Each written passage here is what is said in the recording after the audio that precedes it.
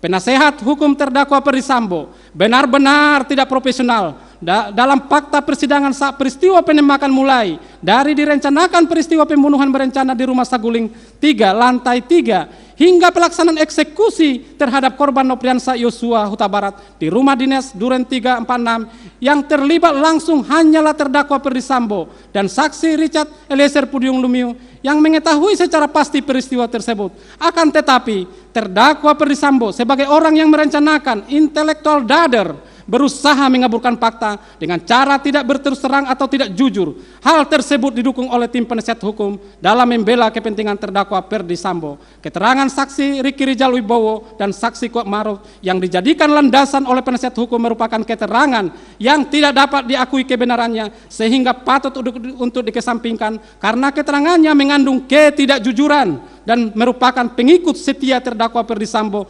Terbukti penasihat hukum terdakwa Ferdy Sambo dan penasihat hukum saksi Ricky Rijal Wibowo dan saksi Kuat Maruf adalah penasihat hukum yang sama dan mempunyai satu pemikiran yang sama sehingga tidak dapat diakui kebenarannya dan patut dikesampingkan. 7.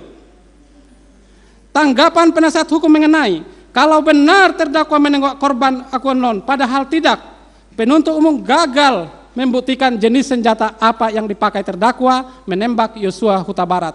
Tanggapan penasihat hukum terdakwa Ferdy Sambo pada poin ini sangat keliru dan tidak benar.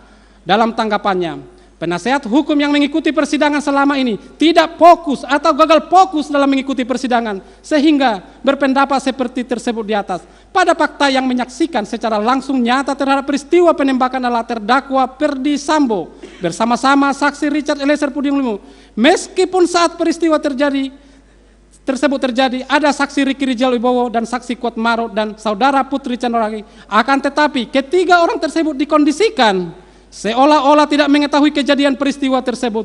Padahal peristiwa tersebut terjadi di dalam rumah dengan ruangan yang kecil dan satu titik kejadian sehingga sangat tidak masuk akal jika saksi Ricky Rijal Wibowo dan saksi Kuat Maruf, saudara Putri Chandrawati tidak mengetahui peristiwa tersebut dan saksi keterangan saksi Richard Eliezer Pudium Lumiu yang menyatakan jika terdakwa Ferdy Sambo ikut melakukan penembakan dan sepengetahuannya menggunakan senjata Glock milik terdakwa Ferdy Sambo dan menggunakan senjata HS milik korban Nopriansa Yosua Huta Barat. Lalu, apakah tim penasihat hukum dapat dikatakan tidak bisa membuktikan senjata mana dan nomor seri berapa serta siapa pemilik senjata yang digunakan terdakwa Ferdy Sambo untuk menembak korban Nopriansa Yosua Huta Barat?